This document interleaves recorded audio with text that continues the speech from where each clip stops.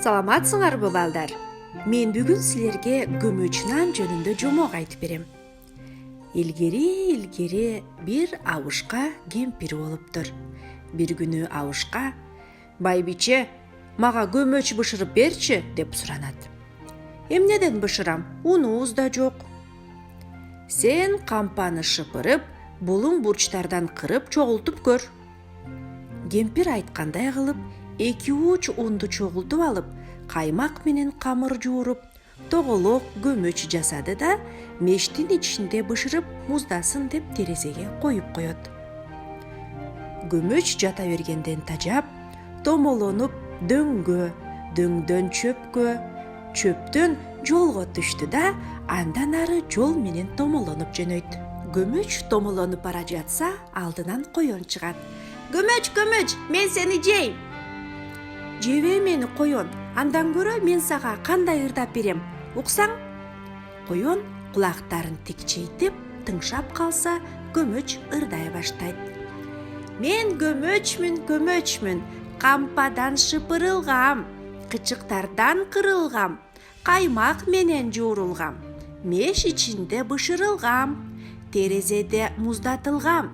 Мен абышкадан кетип калам, мен кемпирден кетип калам, сенден коен оңой эле кетип калам" деп көмөч андан ары томолонуп кетип калат.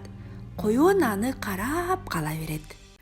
Көмөч томолонуп токойдо бара жатса, алдынан карышкыр чыгат. "Көмөч, мен сени жейм." "Жебей мени карышкыр, андан көрө менин ырымды уксаң?" Көмөч ырдай баштайт. Ырынын аягында: "Мен абышкадан кетип калам, мен кемпирден кетип калам, мен коендон кетип калам, сенден карышкыр оңой эле кетип калам" деп көмөч андан ары томолонуп кетип калат. Карышкыр аны карап кала берет. Томолонуп бара жатса, алдынан аюу чыгат. "Көмөч, мен сени жейм." "Кайдан сага мени жемек майтаман, андан көрө менин ырымды уксаң" деп ага ырдап берип, андан ары томолонуп кетет. Аюу аны артынан карап кала берет. Томолонуп бара жатса, алдынан түлкү чыгат. "Саламатсыңбы?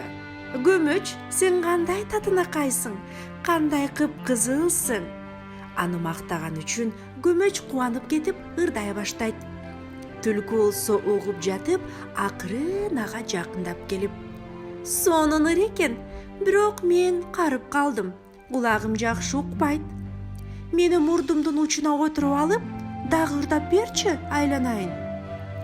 Анын ырын мактаганы үчүн андан бетер кубанып, түлкүнүн мурдуна секирип отуруп алып ырдай баштайт.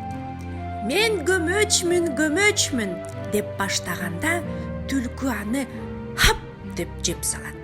Ошентип куу түлкү курсагын тойгузуп, ал эми тил укпаган көмөч нан түлкүгө жем болуп калган экен.